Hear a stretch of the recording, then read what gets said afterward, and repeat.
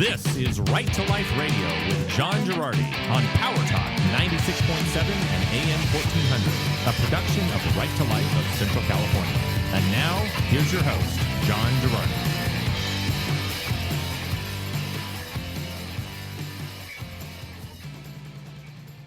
With Mother's Day rolling in, I wanted to have different guests on. We're trying to do more guests on Right to Life Radio, and I wanted to have some guests on to talk about some of the really incredibly good work to assist moms and assist kids that's happening here in the San Joaquin Valley. So with me today as our guests to discuss the work of a great nonprofit organization that helps kids with temporary foster placement. I am joined today by longtime friend of Right to Life of Central California, Mary Grace Schurter. Mary Grace, you've only been involved with Right to Life for like 30-ish years. Since the womb. Since the womb? Yeah, of course. Okay, and with her also is Kori Thacket from Safe Families for Children. Kori, welcome to Right to Life Radio. I really appreciate you coming on. Yeah, thanks for having me. Okay. So uncomfortably close to the microphone, Kori. That's the name of the day. So yes, uncomfortably close. All right. So I want to talk about Safe Families for Children, which is this wonderful nonprofit that Mary Grace has been involved with, and Kori, you work for. So Kori, you work as a coordinator for Safe Families for Children. So why don't you tell us a little bit about what Safe Families for Children does and what you do with them? Yeah. So Safe Families for Children is an organization that started in Chicago, and the movement really is to help families in crisis. And yes, like you said, we do that by temporarily hosting children so that parents who, dealing with whatever crisis they are, they can have time to get back on their feet. And we equipped the church to provide radical hospitality and generosity to these families. And so we really reach out to churches to get our volunteers so that we can surround these families that just need a little help with a circle of support. So what kind of families are you interacting with? Are these families who are going through legal struggles, or what are the sorts of situations where you're working to, whether it's placing kids or assisting the families directly?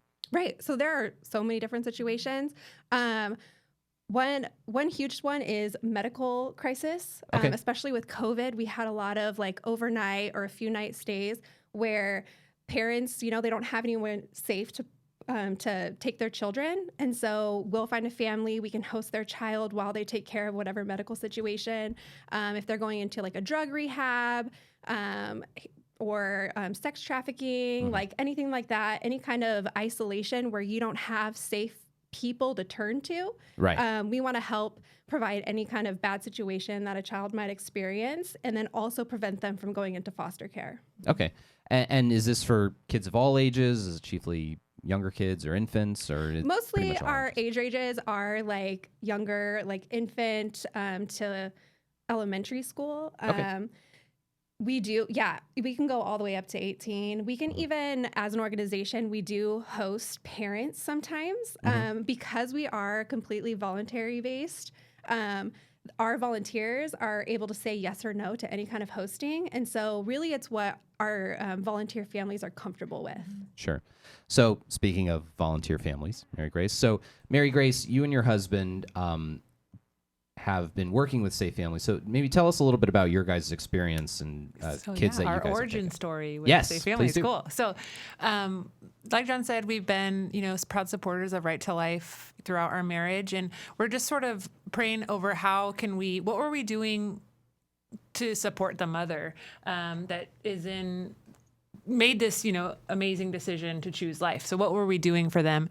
And we were praying about it, and coincidentally, I met a previous social worker at Safe Families through my daughter's school, and it was a really sort of divine conversation that I don't know how it unfolded. Like, that's not a normal thing at the public school system to talk about that. But so met her, and I just knew right away that was something we felt compelled to do.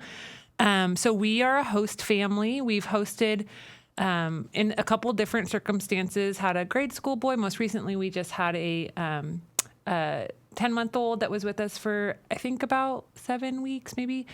And one of the things that has really drawn me was exactly what Kori said, the concept of radical hospitality. Like, I've always felt that God isn't calling us to just be really comfortable and, like we can donate, and we need donations. We need, monetary donations, but we also are called to do this radical hospitality. And so one way we could help is we do have extra room in our house. So we were happy we talked with our children and they were on board as well. So we just had this little girl, which was really wonderful and hard and challenging. But I was able to build a relationship with the mom and help her in her really difficult time. What I was experiencing wasn't as traumatic for her, Sure. So we were able to support her, and hopefully we can continue to have a relationship. And one of my goals as a volunteer is also to help Kori really coordinate into the Catholic churches as well. There aren't any participating Catholic churches currently that are doing it, because the idea is, there's only a few employees at the office because the church takes it over and surrounds that family that's hosting and surrounds the family that's in crisis. And so I would really like to help expand that. And as there was no better sort of advertisement than having the little toddler that we had that really helped explain our case a little bit, Right. Well, and to have those of us who know you, to say, geez, did the Schurters have another baby? Like, what's going on? That's crazy, but what happened? So showing up at church with a new child, people have questions. I could tell them about it, but seeing her and going, oh, wow, like, we could do that. Yeah. Maybe I can't write this huge check, but a child could stay with us for a couple of days. Like, that was kind of Kori, when she says, like, an unusual hosting, though, that's, like, pretty long. Some of them are just maybe a week. Like for those hospitalizations and things like that. Our average in the Central Valley is about 2 weeks. Okay. For a hosting for a child. Sure. Okay. And so it's chiefly focused around housing for a kid. Kori, what other services though get offered to the families? Is it sort of ongoing support or as needed support? You said that the church kind of takes it over. Is it kind of on an individual basis with the church, or what does that look like for how that relationship continues? So we really we talk a lot about family preservation. And so we do want to invest a lot of time in the parent, not just the child, because that's really what's going to have like long-term success. And so we have these things called Safe Families churches. And so we go to churches. Our founder, he really saw the need for assisting families in crisis, and he thought the church should be doing this. And so what we do is we go to these churches and we try to find volunteers. The way that you can become a volunteer is hosting, like Mary Grace does. You can become a family host, and then a family friend or a family coach, and or you can become a resource friend. And so the host family, those are the people who bring in the child for whatever determined amount of time, and then we have a family friend, and that person can help with the host family while they're hosting, babysitting, or whatever. And then they also come around the parent.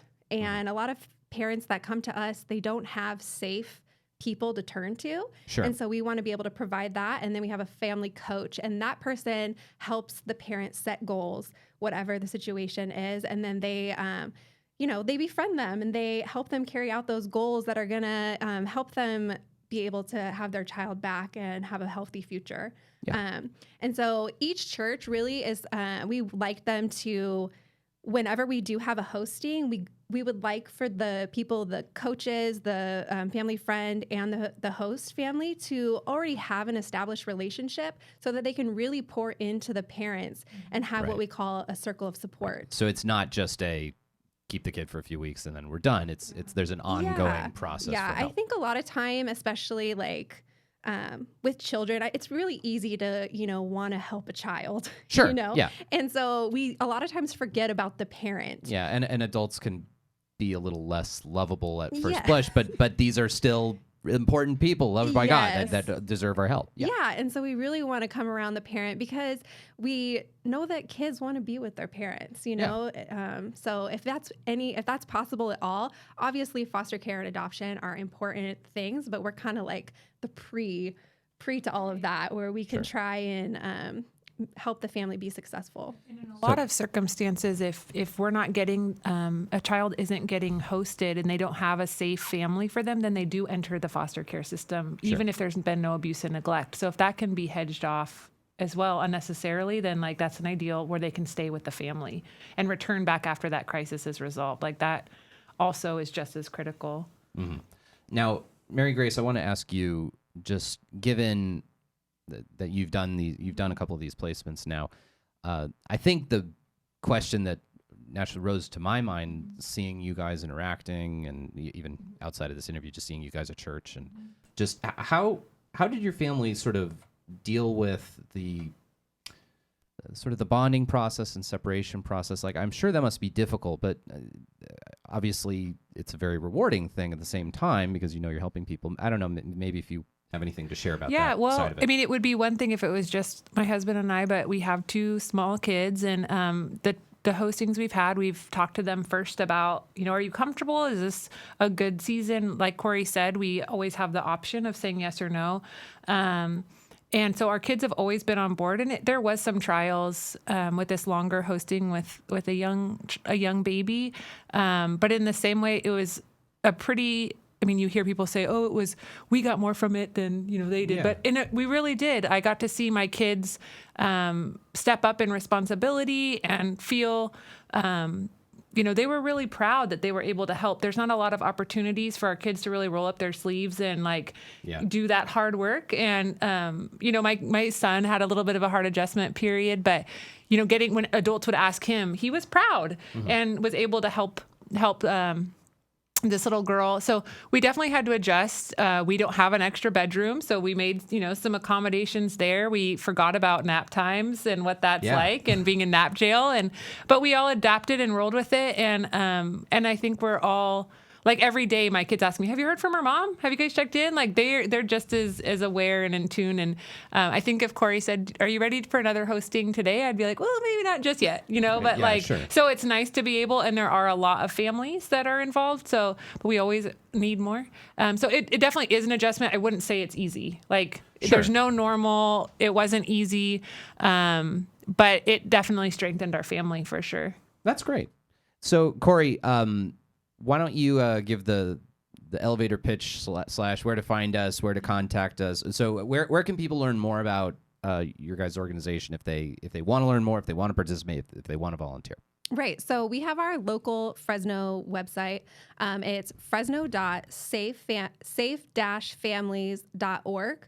And there, if you want to get involved, there's a little button that says Get Involved. And if you want to be a volunteer, you can fill out an application that will get kicked right back to me. And then all of our information, telephone number, all of that is on the website as well. That's really cool. So fresno.safe-families.org. Yes. And that's the place to go to get involved. That's the place. All right. Well, ladies, I really appreciate you guys coming on. I appreciate you, Mary Grace, sharing about your family's experience with it, and Kori, your work.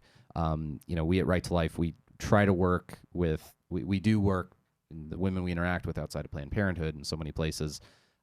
We just want to provide people with as many resources and help and assistance as we can. So I appreciate you guys coming on. Thanks so much. Yeah, thank you. All right. When we come back, we will have more here on Right to Life Radio. He's a fine, fine boy. I doubt that song was written about Phil Spector, though he did produce it. Right to Life Radio with John Girardi. Thank you all so much for tuning in. Our thanks again to Kori Thacket and Mary Grace Schurter for being on the show to talk about the Safe Families program. Again, just so I get the exact name of it, Safe Families for Children. So really, again, wonderful organization, Safe Families for Children, helping with temporary placement of kids whose families are in difficult situations. All right, I want to dig into kind of a national story before we get to the state stuff, state politics, and I want to talk about the Dobbs case. One of the things Jonathan and I had been feeling pretty good about with Dobbs versus Jackson Women's Health Organization is that there hadn't been any little rumors. For the most part, the Supreme Court runs a pretty tight ship. There are very few leaks, but over the last few years, there were a lot of leaks about a lot of stuff going on internally in the court and how the court was ruling and deciding on various things. And Jonathan and I had been encouraged that everything seemed pretty airtight, and everyone sort of had the thought that it looked like the Supreme Court was just going to overturn Roe v. Wade. That was what every indicator seemed to point to. Justice Kavanaugh's questions at oral argument were really pointing in that direction. Most people thought it would be either a 6-3 decision or a 5-3-1 decision. Maybe John Roberts would try to chart some lame middle course.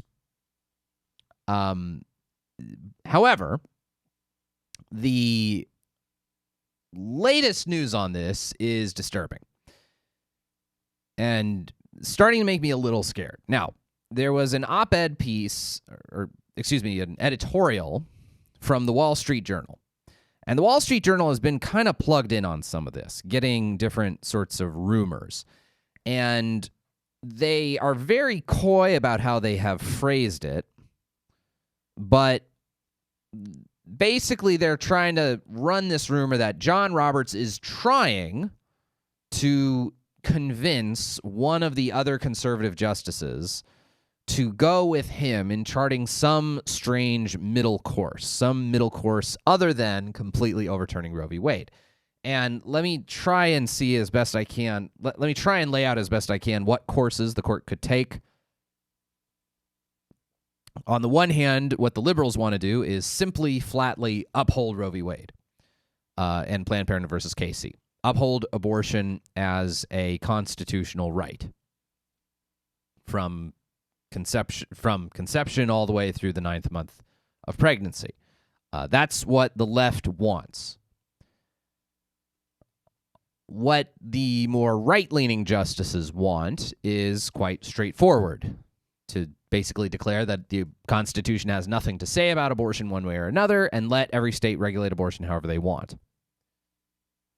The fear is that a middle position will be charted. Now, this whole controversy in this case called Dobbs v. Jackson Women's Health Organization, which is challenging Roe v. Wade, the whole controversy centers around, the lawsuit itself centers around a Mississippi law that was passed to ban abortion after 15 weeks of pregnancy. And what seems to be happening, what it seemed to be indicated from Justice Roberts' questions at oral argument, was that he was going to try to find some kind of middle course, some kind of middle way to uphold legal abortion, but also uphold this Mississippi law. Let states have more leeway to regulate abortion, but not a full overturning of Roe v. Wade. Still preserve some kind of constitutional right to abortion. Now, a lot of people have argued that this wouldn't happen. Sharif Girgis, who's a professor of law at University of Notre Dame, has argued against this, saying there's no principled sort of middle ground you can have on the question, that you got to either completely overturn Roe or you have to completely uphold it. There's no principled middle ground. I guess my nervousness with that argument has always been that, well, John Roberts has kind of demonstrated he's not very principled anymore. He could just BS his way into some middle ground that'll be the controlling thing, because it'll be in between the conservatives who just want to overturn Roe and the liberals who just want to uphold Roe. And so he'll have the narrowest sort of plurality holding. So that's starting to be the rumor. The rumor is that Roberts is trying to convince someone. Whether he will succeed, I don't know. I don't know that he has succeeded. I don't know that he will succeed. But I'm certainly feeling worse than I did, 2 weeks ago before I heard this rumor. All right, when we return, more on California state abortion madness next on Right to Life Radio.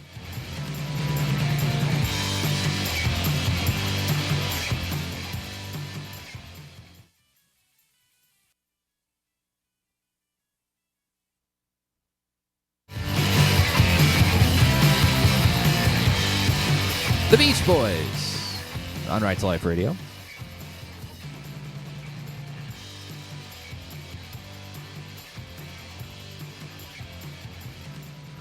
Thank you all so much for tuning into Right to Life Radio, rtlcc.org.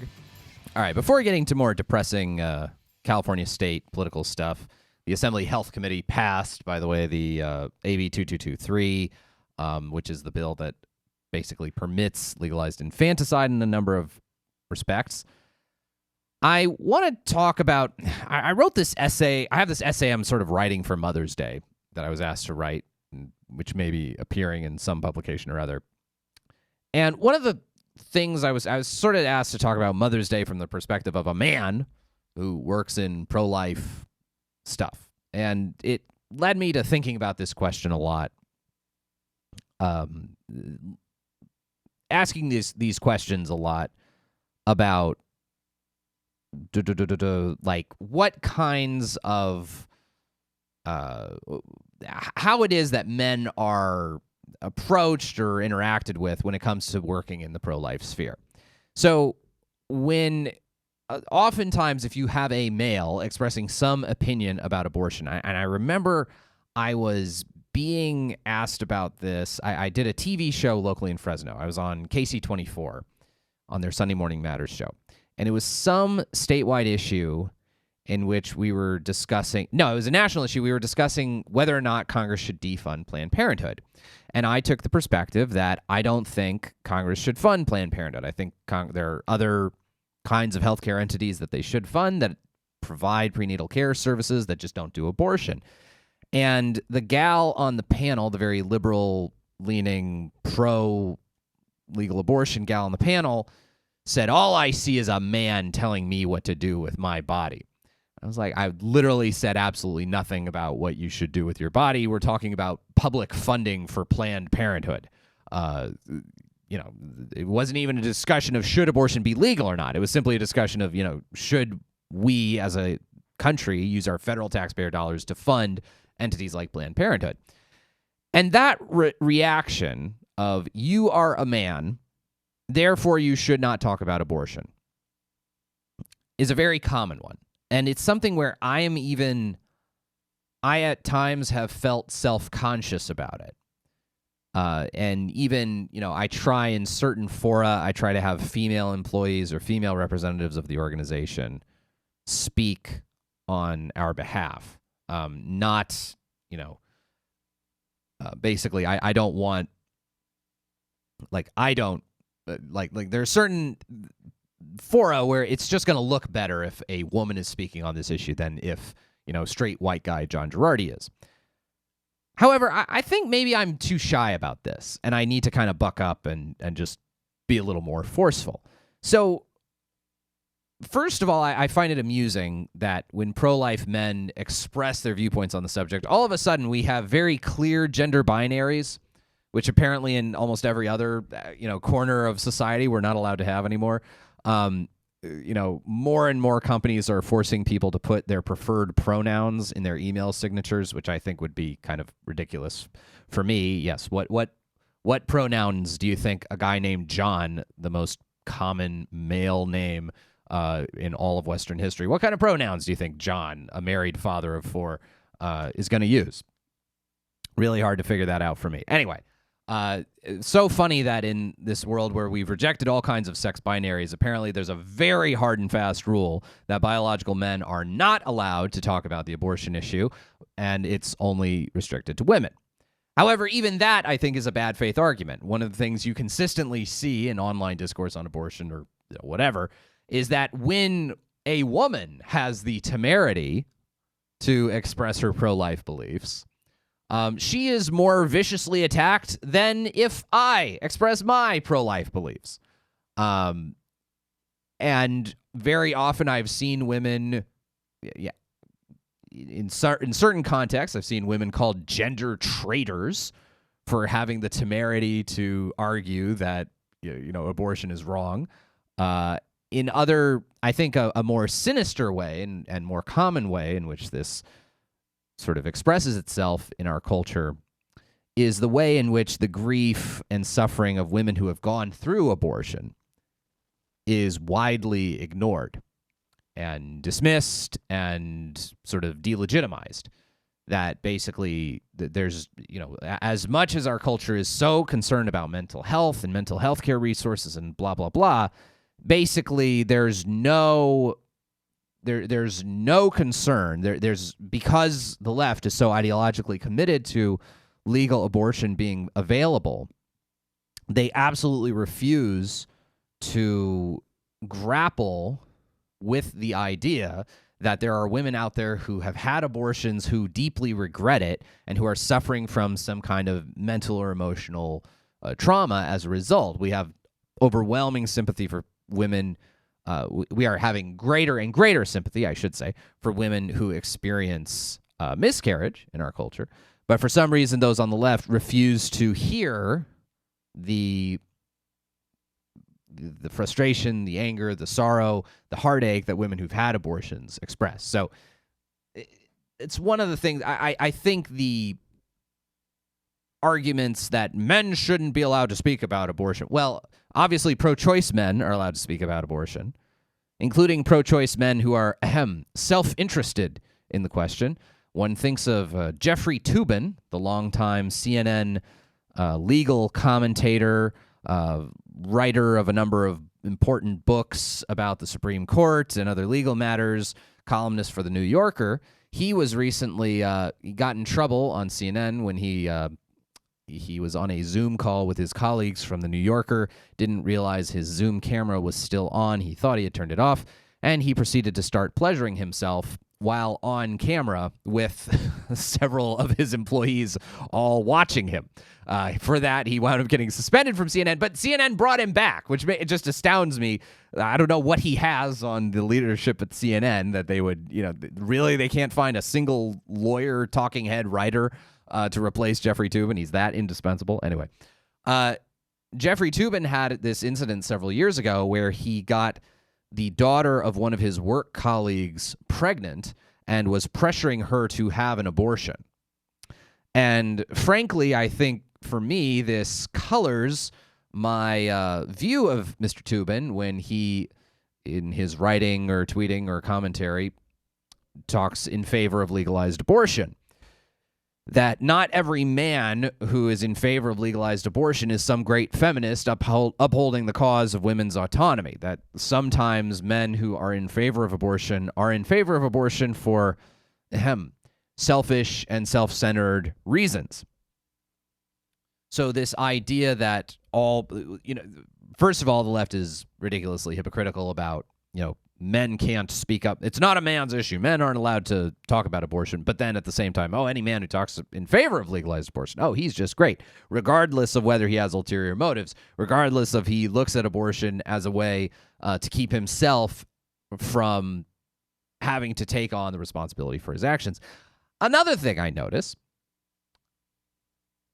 a frequent talking point on both the left and the right, certainly on the left, I mean, the big argument that certain pro-life liberals advanced in 2008 when Barack Obama was running for president was the idea that the roots of abortion can be found in poverty, in lack of access to health care, etc. If we elect Barack Obama, he will fix all of those problems, and it will lead to fewer abortions.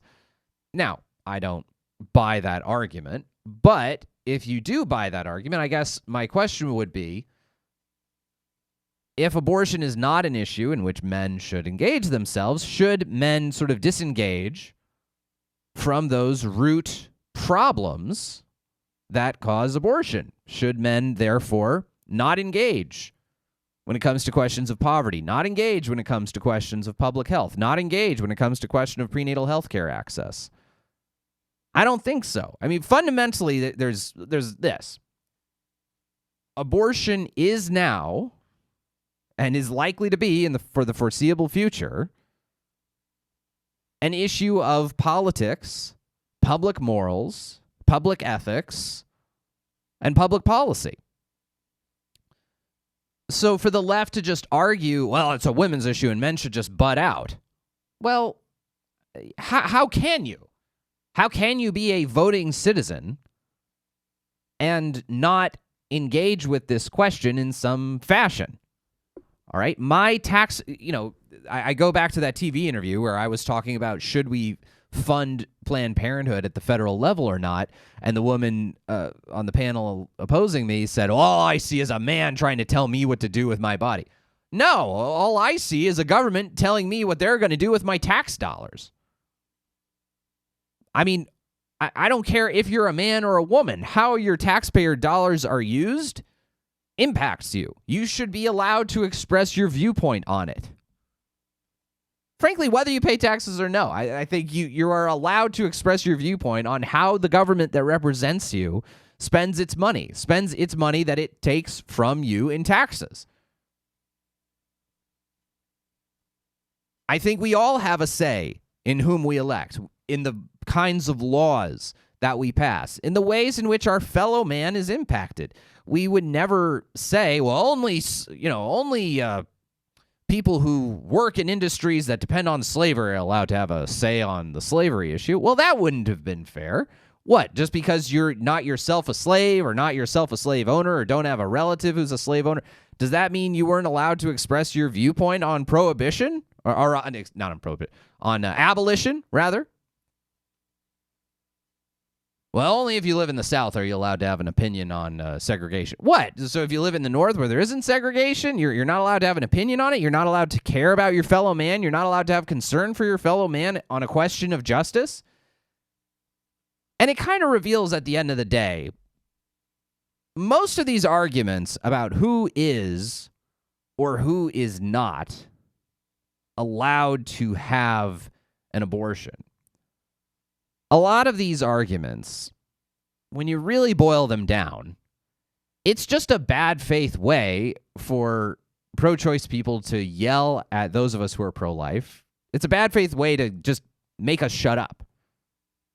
Yes, I understand that I cannot experientially go through the same life process, know the exact same kinds of pressures, know the exact same kind of struggle that a scared, pregnant teenager goes through. I know I will not be able to go through that. But that doesn't mean that my moral compass is therefore broken. It doesn't mean that therefore I cannot bring any kind of moral reasoning to bear, or that I have to shut my eyes as to what is right and what is wrong and just blindly do whatever that person chooses. There is a right and a wrong that's involved there. There is also a question of profound justice when it comes to the unborn child, him or herself.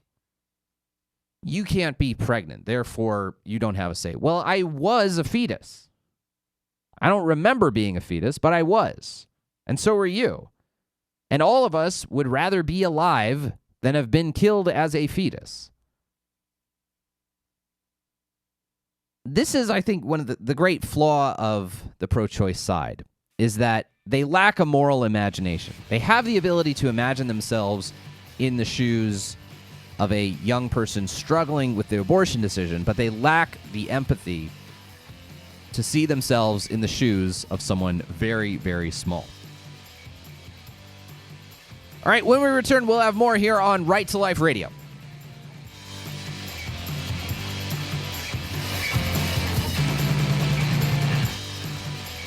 As we're coming up on Mother's Day next week, I hope your church is participating in our Mother's Day corsage drive. If it's not, it's actually, frankly, it's too late because we already ordered all the corsages for the participating churches. But thank you to those churches that are participating. We really appreciate you and your support. All right, to close out the show, again, I've been working on this essay for Mother's Day that I hope to get published over the course of this next week.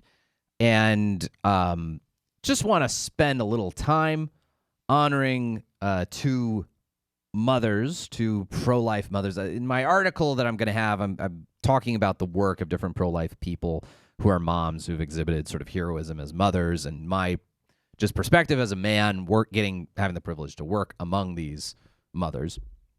But I want to just very quickly, in this last segment of the show, talk about the two mothers closest to me, which would be my actual mother and my wife.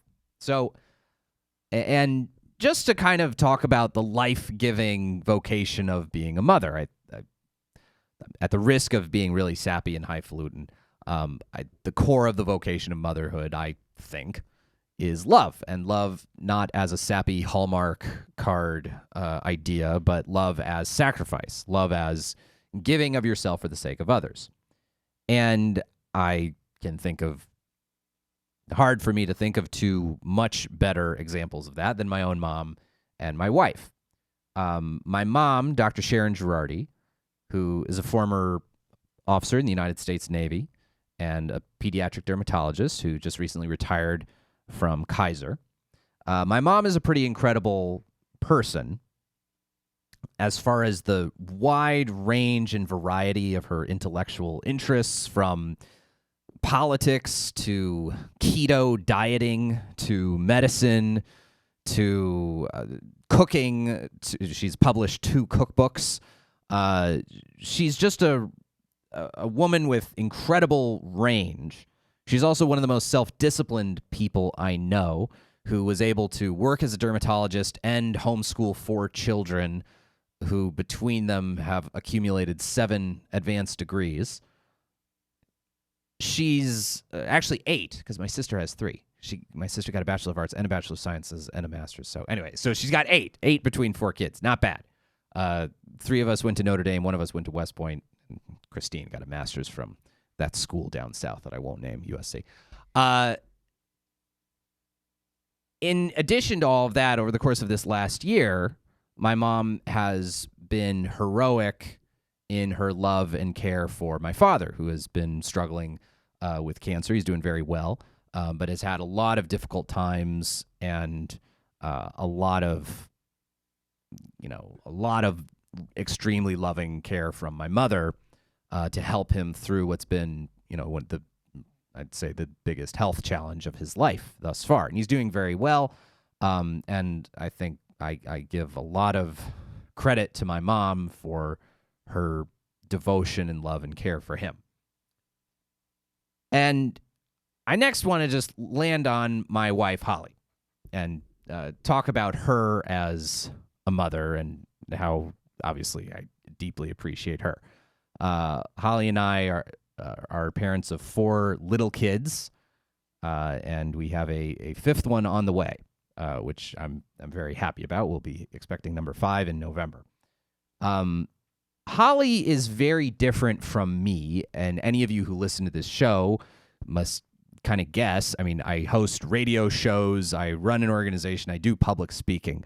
I am kind of extroverted, to put it mildly, by nature. Holly is not that. Holly is an introvert. She's not an activist. She would never dream of doing the kinds of things that I do. She wouldn't think of yapping on the radio or going in front of a church to speak, or a school, classroom full of teenagers to talk about pro-life stuff or chastity or anything. But she is an incredible example, again, of this selfless sacrifice of motherhood in how she cares for my children and for me also, how she sacrifices for them, how she, even down to just, I forget if it was Churchill who said this, or maybe it's just everyone assigns quotes to Churchill. He's kind of like the Abraham Lincoln of the 20th century, that the hand that rocks the cradle rules the world. And the profoundly good influence that my wife has, that's imprinted on all 4 of my kids, and will soon be imprinted, I'm sure, on number 5, is something that I just value and treasure so deeply.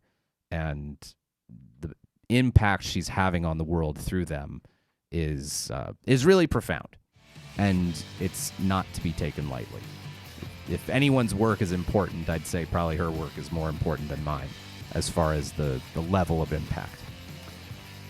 Well, that'll do it for Right to Life Radio as Dean Martin sings us out. We'll see you next week on Right to Life Radio.